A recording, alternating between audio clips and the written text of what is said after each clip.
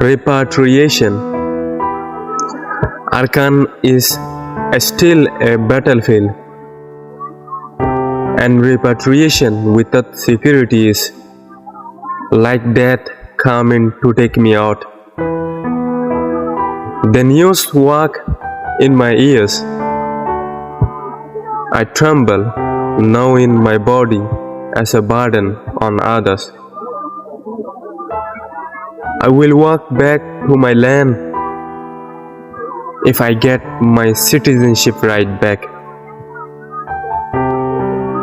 I want to soak my body in Mayyu river, not to be boiled under the sun of the camp.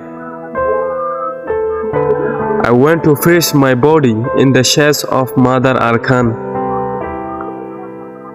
rather than be dried on the back of refugee camps.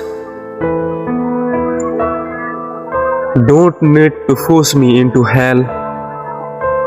Don't bulldoze me into a trip. Burmese Nazi military.